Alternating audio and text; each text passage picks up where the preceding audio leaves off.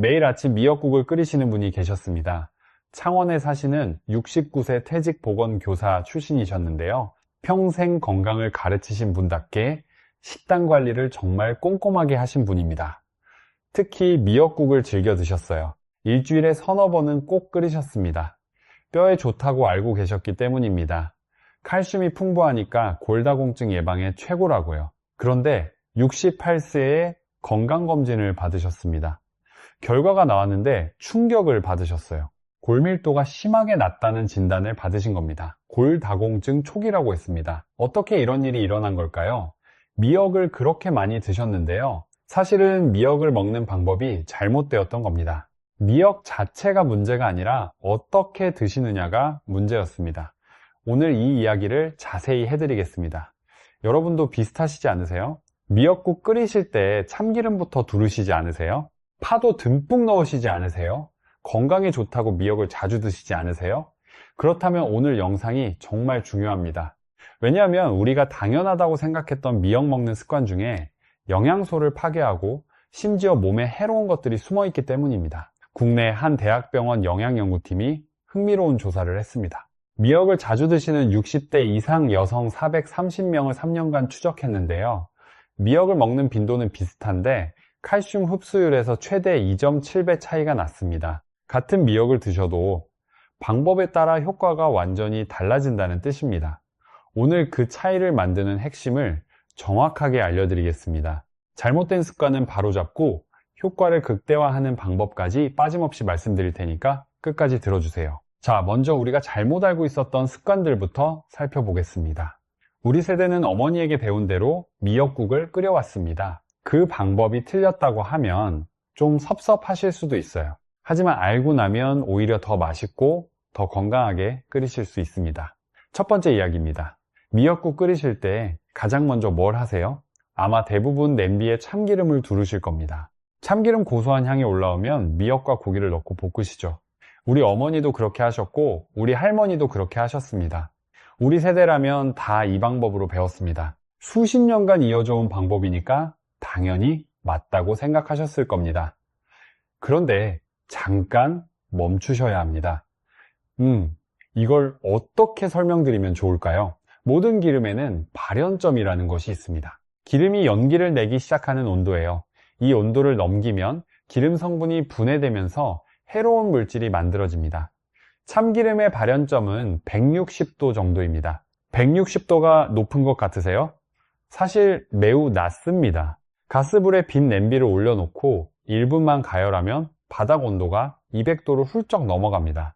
이 상태에서 참기름을 두르면 순식간에 발연점을 넘기게 됩니다. 그러면 벤조피렌이라는 물질이 만들어집니다.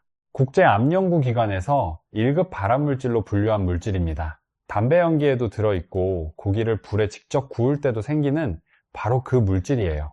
국내 소비자 안전 관련 기관에서 실제로 가정에서 참기름으로 볶음 요리를 했을 때 벤조피렌 발생량을 측정한 적이 있습니다. 일부 조건에서 식품 안전 기준치를 초과하는 양이 검출됐습니다. 한두 번이야 큰 문제가 안 될 수 있습니다. 하지만 매주 서너 번씩 미역국을 끓이시는 분이라면 이것이 쌓이면 심각한 문제가 됩니다.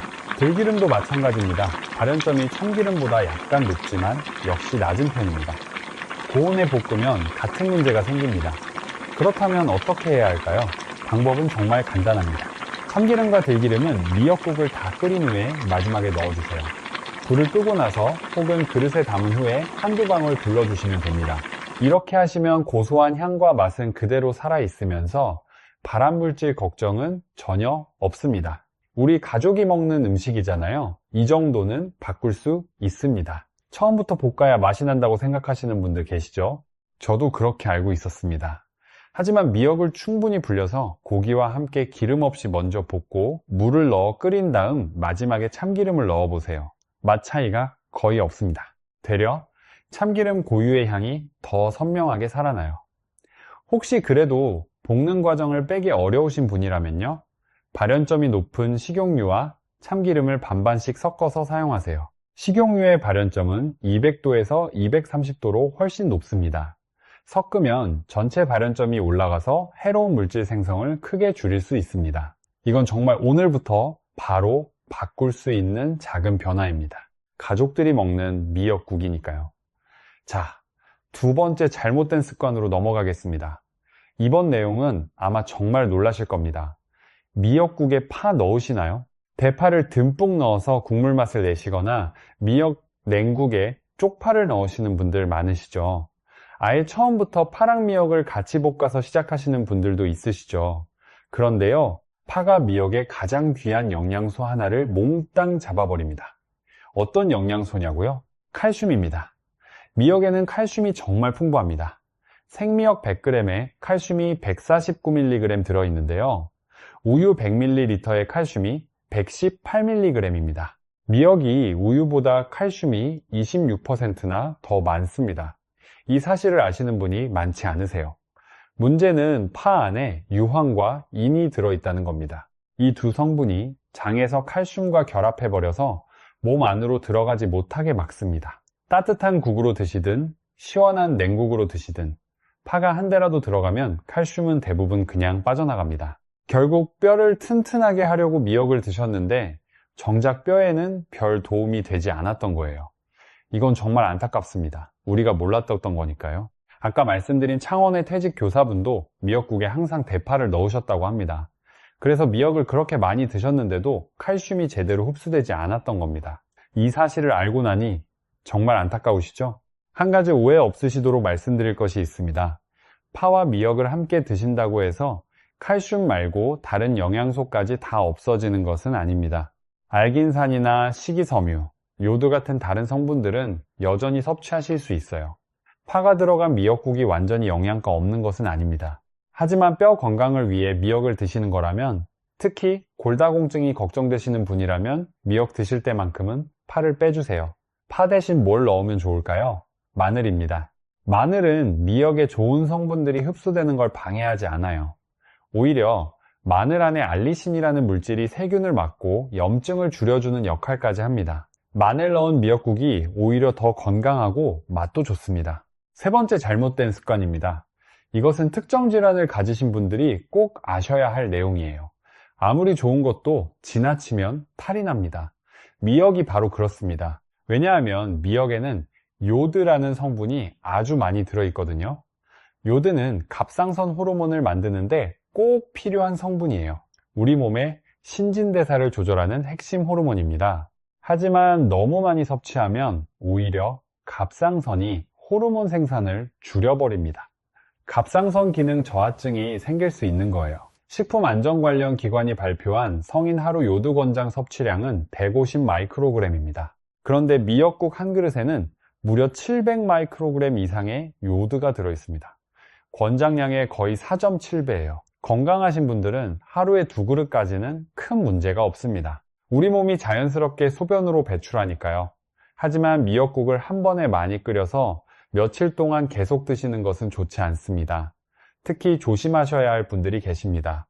첫째, 콩팥이 안 좋으신 분들입니다. 미역에는 칼륨도 풍부합니다.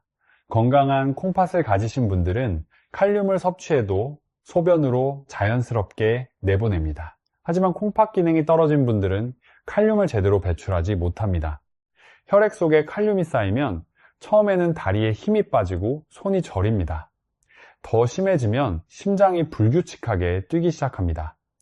부정맥이 생기는 거예요. 몸에 좋다고 열심히 드신 미역이 오히려 위험해질 수 있다는 겁니다. 만약 가족 중에 콩팥 치료를 받고 계신 분이 있다면 오늘 이 내용을 꼭 알려주세요. 둘째, 혈전 방지 약을 드시는 분들입니다.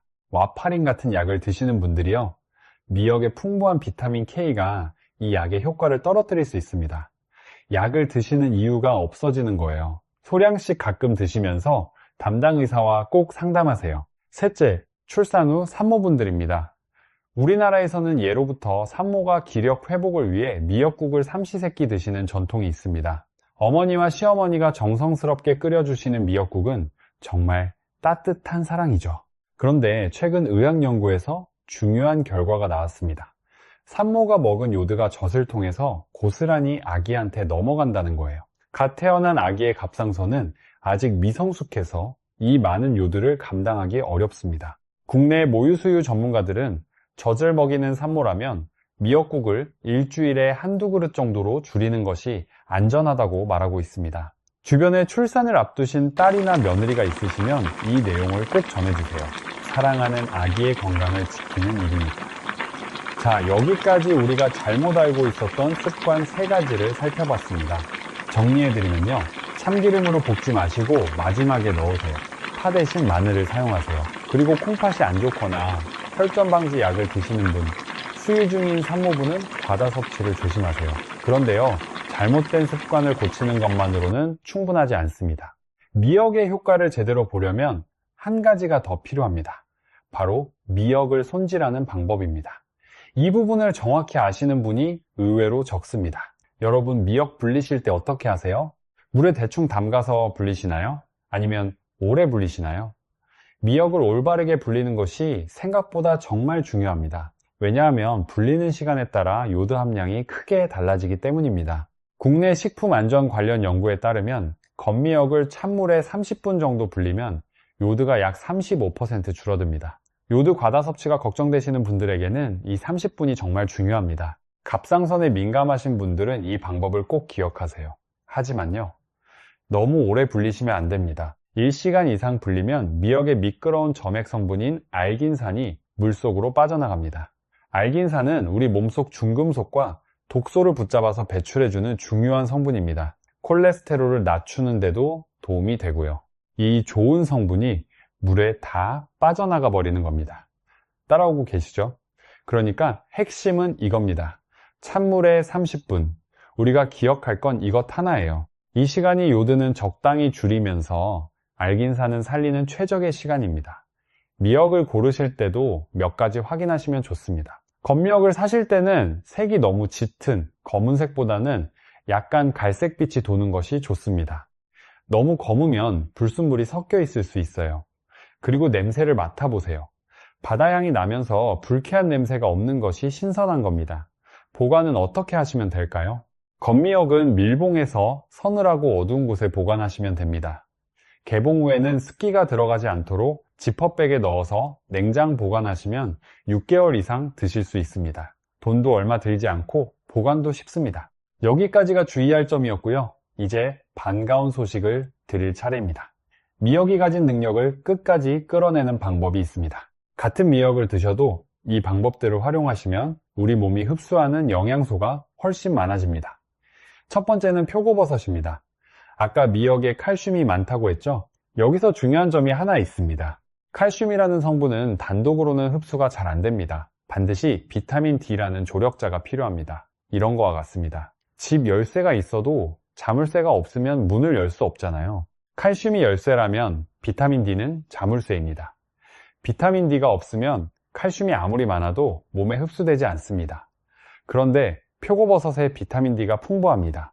특히 햇볕에 말린 건표고버섯은 생표고버섯보다 비타민 D가 거의 10배 이상 많습니다. 국내 한 대학교 식품영양학과에서 재미있는 실험을 했습니다. 미역을 단독으로 먹은 사람들과 표고버섯을 곁들여 먹은 사람들을 나눠서 칼슘 흡수를 측정한 겁니다. 결과가 어떻게 나왔을까요? 표고버섯을 함께 드신 분들의 칼슘 흡수가 43%나 더 잘 됐습니다. 같은 양의 미역인데도 표고버섯 하나 넣었다고 뼈로 가는 칼슘이 거의 절반이나 더 늘어난 겁니다. 이거 놀랍지 않으세요? 건표고버섯 한 봉지 사 두시면 냉장 보관하면서 오래 사용하실 수 있습니다. 미역국 끓이실 때 건표고버섯 2~3개를 함께 넣어보세요. 들깨가루도 비슷한 효과를 냅니다. 들깨가루 한 숟가락을 미역국에 넣으시면 고소한 맛도 살리고 칼슘 흡수도 높이는 일석이조입니다. 두 번째는 두부입니다. 아까 미역에 요드가 많아서 과잉 섭취가 문제될 수 있다고 말씀드렸죠. 그런데 두부에 들어있는 사포닌이라는 성분이 과잉 섭취된 요드를 몸 밖으로 배출하는 역할을 합니다. 미역에서 요드가 너무 많이 들어오면 두부의 사포닌이 그 여분의 요드를 잡아서 내보내줍니다. 자연스럽게 균형을 맞춰주는 거예요. 두부에는 레시틴이라는 성분도 풍부합니다. 뇌 신경세포의 막을 이루는 중요한 성분이에요. 기억력과 인지 기능을 유지하는 데 핵심적인 역할을 합니다. 국내 한 보건연구기관에서 60세 이상 분들을 대상으로 연구를 진행했는데요. 두부를 규칙적으로 드신 분들은 안 드신 분들에 비해서 인지 능력이 떨어지는 속도가 32% 느렸습니다. 치매 예방에 효과가 있다는 의미입니다. 두부 미역국 자주 끓여보세요. 세 번째는 미역귀입니다. 미역귀라는 부위가 생소하신 분도 계실 겁니다. 미역줄기 아래쪽에 붙어있는 두껍고 쫄깃한 부분입니다. 시장에서 따로 잘라서 팔기도 합니다. 이 미역귀에는 후코이단이라는 성분이 일반 미역보다 훨씬 더 많이 들어있습니다. 후코이단은요, 이건 정말 대단한 성분인데요. 최근 암 연구에서 전 세계 의학자들이 주목하고 있는 성분입니다. 암세포에게 스스로 죽으라는 신호를 다시 보낸다는 연구 결과가 동물 실험에서 나왔습니다. 아직 사람을 대상으로 한 대규모 연구가 더 필요하지만 전 세계 연구소에서 활발히 연구하고 있습니다.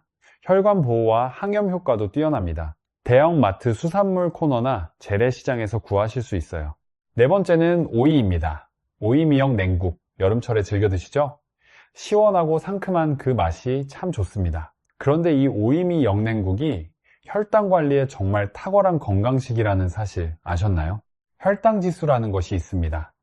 음식을 먹었을 때 혈당이 얼마나 빨리 올라가는지를 나타내는 수치인데요.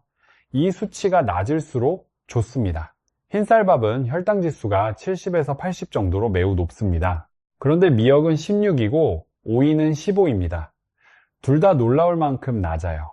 이 두 가지가 만나면 혈당 걱정 없이 마음 놓고 드실 수 있는 음식이 됩니다. 식초까지 더하시면 식후 혈당 상승을 추가로 억제해 줍니다. 피로 회복과 장 건강까지 챙기실 수 있어요. 자, 여기서 한 가지 더 말씀드리고 싶은 것이 있습니다. 미역에는 우리가 아직 충분히 주목하지 못했던 성분들이 더 있습니다. 최근 연구들이 속속 밝혀내고 있는 내용인데요. 정말 흥미롭습니다. 첫째, 푸코잔틴이라는 성분입니다. 미역의 갈색 색소 성분인데요. 이 성분이 체지방 감소에 효과가 있다는 연구 결과가 나왔습니다. 일본의 한 대학 수산과학 연구팀이 발표한 연구에서 푸코잔틴이 우리 몸의 백색 지방 조직에 있는 지방연소 단백질을 활성화한다는 사실이 확인됐습니다. 쉽게 말씀드리면 뱃살을 태우는 스위치를 켜는 겁니다. 동물 실험에서 복부 지방이 상당히 줄어드는 결과가 나왔어요. 더 놀라운 것은 국내 식품안전 관련 기관에서 미역 추출 복합물을 체지방 감소 기능성 원료로 공식 인정했다는 사실입니다. 미역이 단순히 몸에 좋은 식품이 아니라 비만 예방에도 도움이 될 수 있다는 과학적 근거가 점점 쌓이고 있는 겁니다. 뱃살 때문에 고민이신 분들, 미역 꾸준히 드시면 도움이 됩니다. 둘째, 미역의 후코이단이 뇌 건강에도 도움이 된다는 최신 연구가 있습니다. 2025년에 발표된 종합 검토 연구에서 미역에서 추출한 후코이단이 뇌의 염증을 줄이고 신경세포를 보호하는 효과가 있다는 사실이 밝혀졌습니다. 몸속의 염증 신호를 차단하고 활성산소를 줄여서 뇌세포가 손상되는 것을 막아준다는 겁니다. 요즘 치매 걱정 많이들 하시죠? 미역의 후코이단이 뇌 건강을 지키는데 간접적으로 도움이 될 수 있다는 뜻입니다. 물론 미역만 먹는다고 치매를 완전히 예방할 수 있다는 뜻은 아닙니다. 하지만 일상에서 꾸준히 드시면 분명 도움이 됩니다. 셋째, 미역이 장 건강에 미치는 영향입니다. 2022년에 발표된 연구에서 미역의 다당류 성분이 장내 유익균을 크게 늘린다는 결과가 나왔습니다. 고지방 시기를 한 실험에서 미역 다당류를 섭취한 그룹은 장내 미생물 구성이 건강하게 변화했습니다. 유익한 균은 늘어나고 해로운 균은 줄어든 겁니다. 그 결과 체중 증가와 염증 반응이 모두 개선됐습니다. 장이 건강하면 우리 몸 전체가 달라집니다. 면역력이 올라가고 소화가 잘 되고 피부도 좋아집니다. 최근 의학계에서는 장과 뇌가 깊이 연결되어 있다는 사실도 밝혀지고 있습니다. 장이 건강하면 뇌 건강에도 좋은 영향을 준다는 연구들이 계속 발표되고 있어요. 미역 한 그릇이 장과 뇌를 동시에 챙기는 셈입니다. 자, 오늘 우리 함께 정말 많은 내용을 알아봤습니다. 마지막으로 핵심을 깔끔하게 정리해 드리겠습니다. 우리가 바꿔야 할 습관 3가지입니다. 첫째, 참기름으로 볶지 마시고 다 끓인 후 마지막에 넣으세요. 발연점이 낮아서 고온에서 발암물질이 생깁니다. 둘째, 파 대신 마늘을 넣으세요. 파의 유황 성분이 칼슘 흡수를 막습니다. 셋째, 콩팥 질환이 있거나 혈전 방지약을 드시거나 수유 중이시면 과다 섭취를 피하세요. 미역의 효과를 높이는 방법 4가지입니다. 표고버섯과 함께 끓이면 칼슘 흡수율이 43% 올라갑니다. 두부를 넣으면 요드 균형이 맞춰지고 치매 예방에도 도움이 됩니다. 미역기를 활용하시면 후코이단을 더 많이 섭취할 수 있습니다. 오이와 식초를 곁들이면 혈당 관리에 탁월합니다. 그리고 한 가지 더 기억하세요. 건미역은 찬물에 30분만 불리세요. 요드는 줄이고 좋은 성분은 살리는 최적의 시간입니다. 오늘 이 내용을 준비하면서 제가 자꾸 떠올린 장면이 하나 있습니다.